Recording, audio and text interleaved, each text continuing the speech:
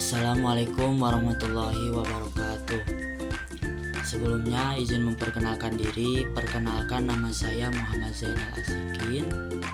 Saya dari Fakultas Agama Islam, Prodi Pendidikan Agama Islam. Di sini saya akan mempresentasikan sebuah PPT yang berjudul Akhlak Mulia. Yang pertama, daftar isi, yaitu pertama ada pengertian akhlak mulia. Yang kedua ada akhlak mulia menjadi ke dalam berapa kategori. Yang ketiga ada dimensi akhlak. Yang keempat ada proses pembentukan akhlak. Yang kelima ada sumber penyakit hati. Dan yang terakhir yaitu kesimpulan. Langsung saja. Yang pertama yaitu pengertian pendidikan akhlak mulia. Akhlak adalah sifat yang tertanam dalam jiwa yang menimbulkan perbuatan-perbuatan dengan gampang dan mudah, tanpa memerlukan pemikiran dan pertimbangan. Itu menurut Imam Al-Ghazali. Selanjutnya, pendidikan akhlak mulia adalah proses internalisasi nilai-nilai akhlak mulia ke dalam diri peserta didik, sehingga nilai-nilai tersebut tertanam kuat dalam pola pikir atau mindset, ucapan dan perbuatannya, serta interaksinya dengan Allah, manusia, dengan berbagai strata sosial, fungsi dan peranan serta lingkungan alam jagat raya. 2. Akhlak terbagi menjadi dua, yaitu 1. Akhlak mahmudah merupakan tingkah laku terpuji yang menjadi tanda keimanan seseorang. Dan yang kedua ada akhlak mazmumah, yaitu akhlak yang tidak dibenarkan oleh agama, golongan akhlak atau tindakan buruk yang harus dihindari oleh setiap manusia, atau bisa kita sebut yaitu akhlak mahmumah itu akhlak yang tercela atau akhlak yang tidak baik. Selanjutnya, 3. Dimensi akhlak. Yang pertama itu Allah Subhanahu wa Ta'ala, di dalamnya ada ketakwaan, cinta dan ridho beserta ikhlas. Yang kedua ada Rasulullah SAW, di dalamnya ada cinta dan memuliakannya, taat perintah larangannya, sholawat dan salam kepadanya.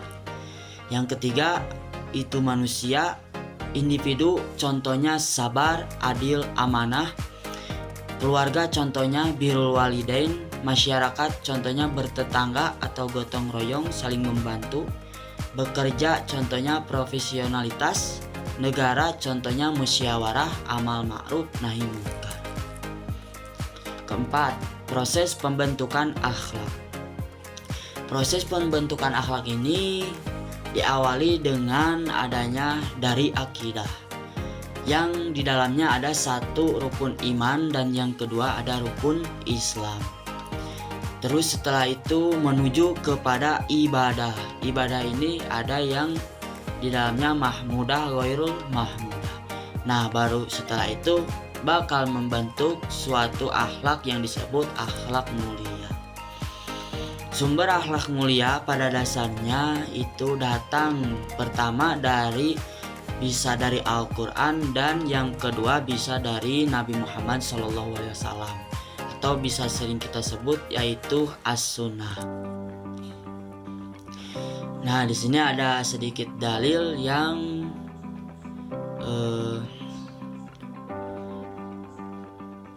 bunyinya, dan sesungguhnya kamu Muhammad benar-benar berbudi pekerti yang agung. Quran surat Al-Qalam. Acuan dari budi pekerti agung tersebut adalah Al-Quran, sebagaimana diriwayatkan oleh Aisyah radhiyallahu anha ketika ditanya mengenai akhlak Rasulullah SAW. Hisam bin Amir pernah bertanya kepada Aisyah radhiyallahu anha tentang akhlak Rasulullah SAW. Terus Aisyah menjawab, akhlak Nabi adalah Al-Quran. Hadis riwayat Muslim.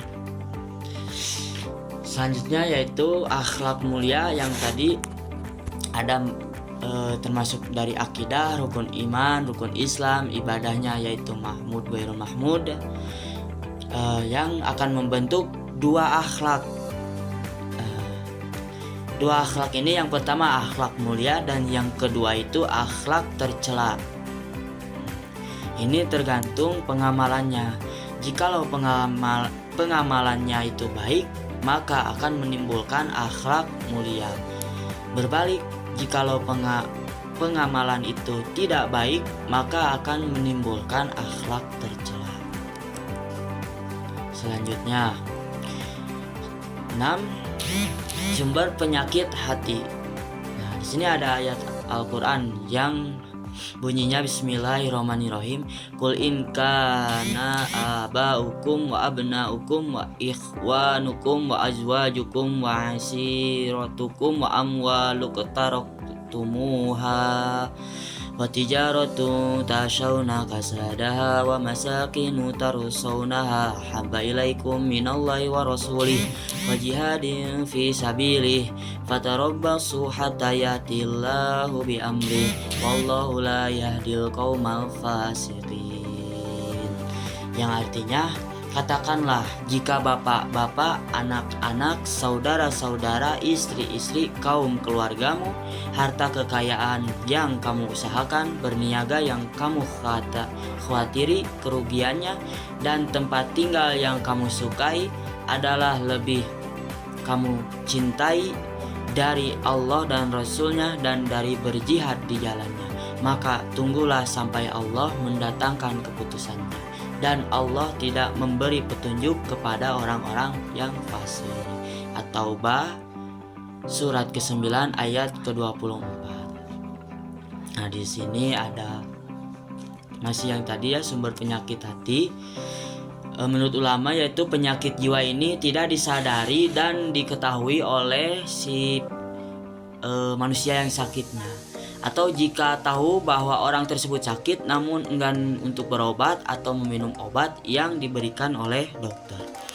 Hak Allah menerapkan ketentuan agama dalam berinteraksi dengan keluarga, anak-anak, saudara, istri, harta, kekayaan, dan perdagangan yang kita usahakan. Nah, terus yang terakhir yaitu istiqomah. Usaha tersebut perlu dijalankan terus-menerus walaupun kondisinya sulit. Nah, ada di sini ada beberapa nasihat ya. Di antaranya nasihat dari Imam Al-Ghazali, yaitu cari seorang guru atau ulama yang mengerti dan berpandangan luas mengenai ilmu syariat dan ilmu jiwa dan mengerti cacat tersembunyi. Terus ada ambil pelajaran dari para haters kita yang tidak suka kepada kita. Yang ketiga ada carilah sahabat karib yang jujur dan berpandangan luas bagi beragama. Yang terakhir yang keempat ada bergaul seluas mungkin dengan manusia dan identifikasi mana yang disukai dan mana yang tidak disukai. Nah, di sini ada satu riwayat yang dimana bunyinya ditanya Nabi Isa alaihissalam, siapakah yang mendidik Tuhan?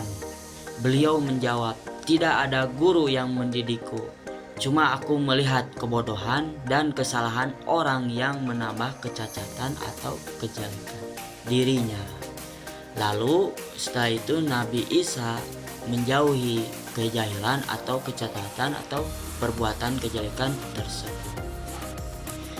Nah, kesimpulan dari PPT materi akhlak mulia yaitu akhlak mulia merupakan proses internalisasi nilai-nilai akhlak yang baik ke dalam diri seseorang, sehingga nilai-nilai tersebut tercermin dalam pola pikir, ucapan, perbuatan, dan interaksi dengan Allah, manusia, dan lingkungan.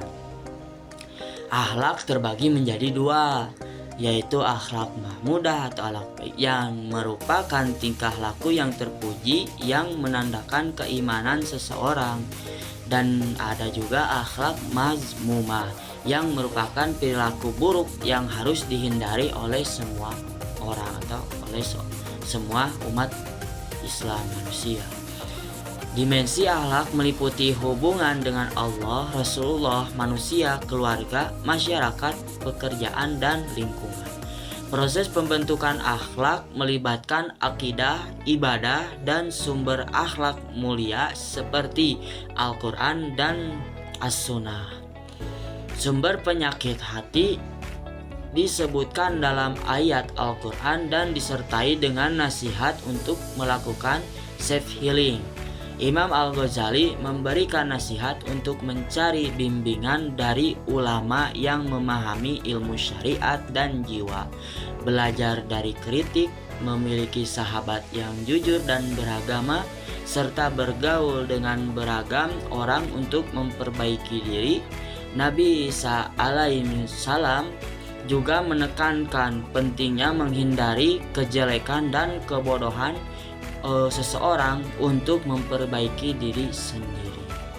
Nah, mungkin itu saja yang dapat saya sampaikan dari PPT materi akhlak mulia ini. Semoga bermanfaat untuk yang mendengarkannya, terutama untuk saya sendiri.